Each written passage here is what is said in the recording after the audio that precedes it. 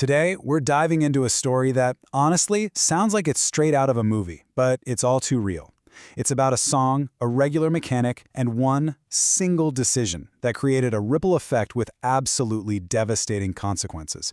This is the story of El Técnico One. So let's just get right to the heart of it, right? The question that hangs over this whole thing is, how can a song destroy a life? I mean, it sounds impossible, doesn't it? But as you're about to see, that line between art and reality can get dangerously, dangerously thin. And this right here, this is the core of the problem. You've got two completely different people. On one side, you have the actual man, just a normal guy, a mechanic who worked his butt off to build a business. And on the other side, the legend he paid for, this larger-than-life, real street gangster. That clash right there is where all the trouble begins. And if you want to know where this all ends up, well, here it is. By 2024, this mechanic is being investigated by the US government for what? For ties to a designated terrorist group. I mean, what? How does that even happen? Okay, we've got to go back to the beginning. All right, so let's get to know the man behind the nickname. His name was Pancho, but around town, at his shop, everyone called him El Técnico One, basically technician number one.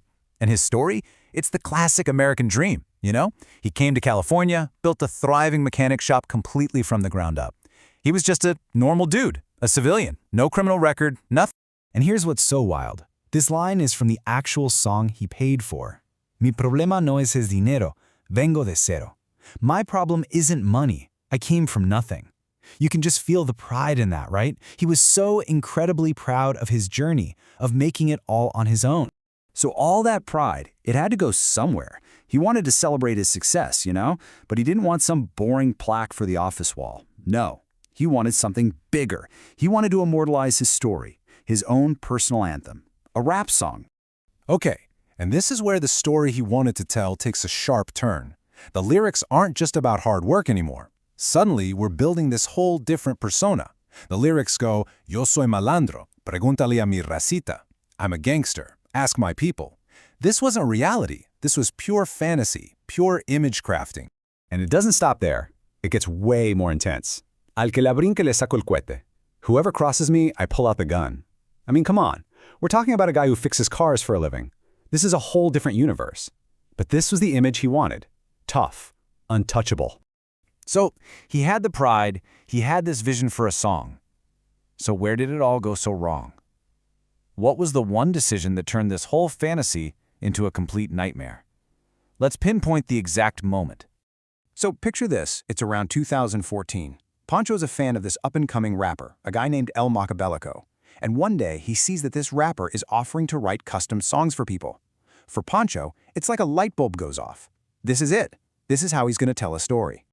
$5,000. That's it. That's what this legend cost. Just a single payment to an artist he liked.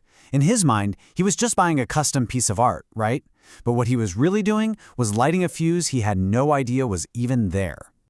And what's really crazy is the timeline. Look at this. He pays the money in 2014, the song drops in 2015, and it's a local hit.